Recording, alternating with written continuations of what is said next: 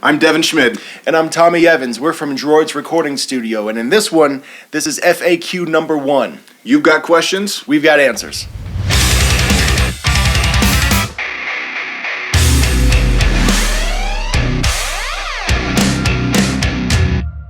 We are audio engineers that specialize in heavy music, and we make videos about the recording and the mixing process of that. If this is something that you're into and something that you want to learn more about, that's awesome. Thank you. Start now by hitting the subscribe button and by tapping that bell so that you can get notified every time we post something new. FAQ number 1, here it is, Devin. This one came in from our friend Taylor.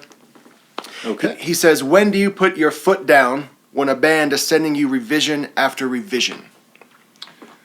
I put my foot down, as you put it, pretty quickly, actually. So the way we do it is we recommend revisions come in bulk, i.e. we'll give you 3 sets of revisions. We want to document and everything you can think of with timestamps, with, everything you can think of, and the more details, the better. So if a band comes in and says, hey, we don't like what happened with this vocal here, and you're like, okay, I can fix that.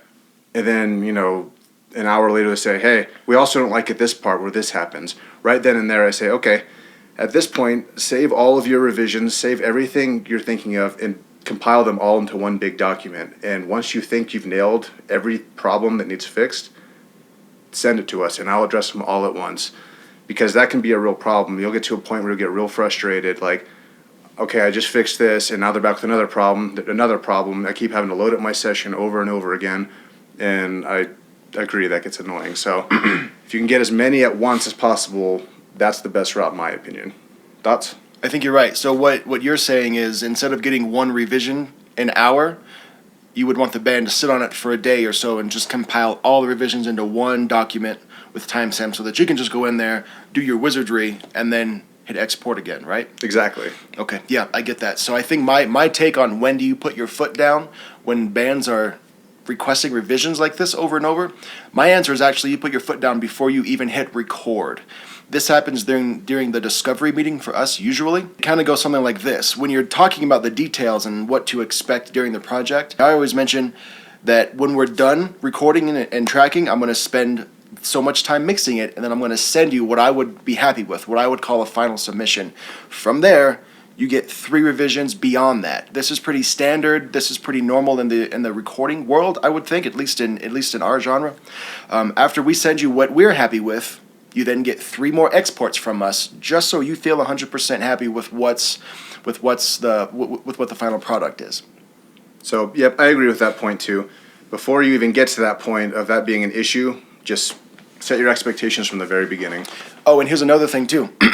If you're newer to this and you don't have discovery meetings and you don't set that expectation first, and it's too late and you're in the position to where this band is asking you for another revision every hour, every day, because you didn't tell them that they only get 3 up front, this is what you can do. You can tell them, you know what, I've got another band that's waiting on me. I can't start them until I finish you guys.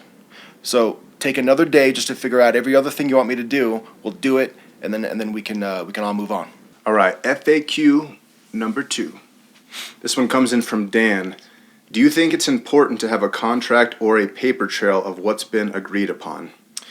That's a really good question. I think yes, you need some kind of agreed upon document, whether it's an actual signed contract that might feel heavy for a lot of people, especially if you're recording younger people under 18.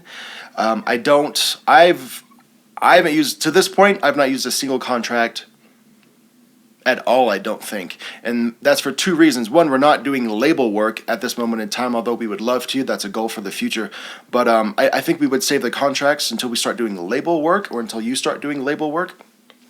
And some of the band members that we actually track and record are under 18, and I don't want to have to get their parents to sign off on them coming over just to hit record for a little bit and hang out. That just feels heavy. That feels unnecessary to me. Knock on wood, we have not been burned up to this point because of that.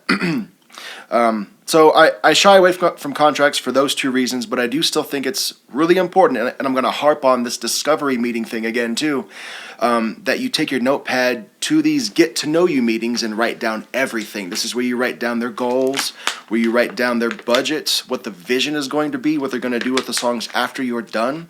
Write all that down, especially budget, and keep that at the top of your desk during the recording session so that everybody can see it. And if anybody gets confused or sidetracked or loses sight of the vision, we can all refer to the notepad that's right there. Everybody get back on track there. So yeah, it is important to have some kind of written down document or notepad that you can refer back to, and that will save your butt if you need it to as well. That's my thoughts. Would you add anything? No, I think contracts are a good thing too, especially for, like you said, for label work. Well, essential for label work. But for the basic hobby producer who's just, looking for a little side cash, just doing this for fun, trying to learn, trying to bring in local bands, even just Facebook Messenger, if you can get everything that's been agreed upon in text form, save all that, because for the most part, you're not going to really need to bring in any kind of legal action. This is just kind of like a hobby service, as I said before. Even just having that Facebook Messenger text trail saved, that right there can save you in the end. You can something to refer back on and say, look, this is what we agreed upon. You agreed upon this. This is what we're going to do. Yeah. Good point. That was a good question, Dan. Thank you. FAQ number 3. This one comes from Michael. He says, how do you find your sound? How do you find your sound? So on a producer level, I don't necessarily think you have to worry about how you find it. In my opinion, that comes naturally. Just the more experience you get and the more work you do, you're just going to find your sound. It's just going to happen because you know what you like, you know what you want to sound like, and honestly, you're never going to sound exactly like what you're trying to recreate. You like this producer and that's what you want to sound like. You can try to sound exactly like that, but it's never going to happen.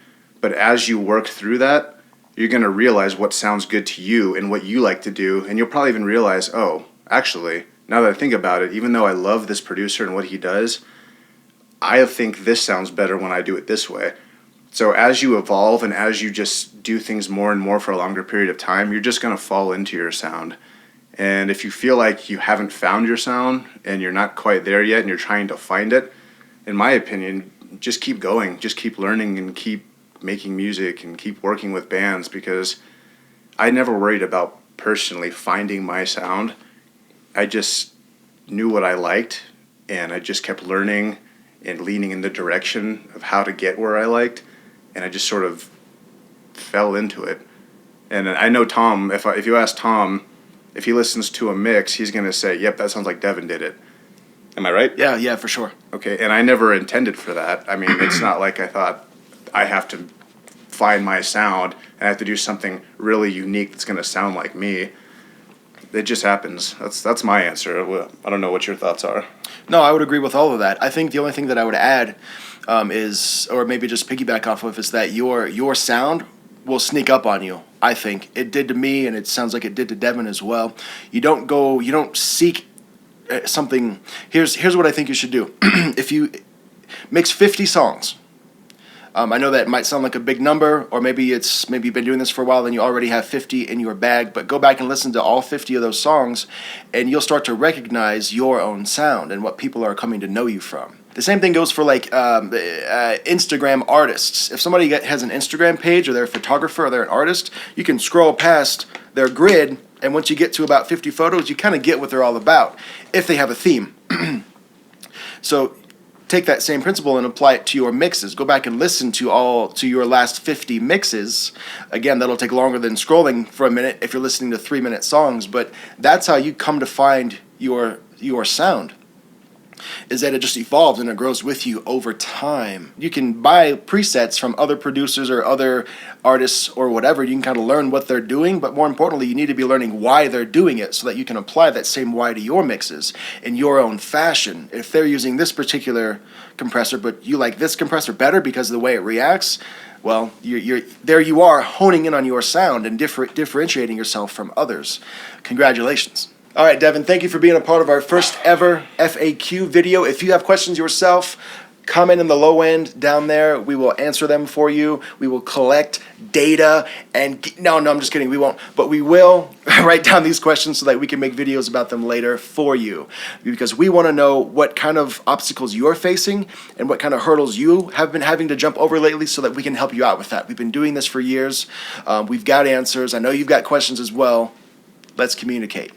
If you want your music mixed by us at Droids Recording Studio, please contact any of the links in the low end. We look forward to chatting with you.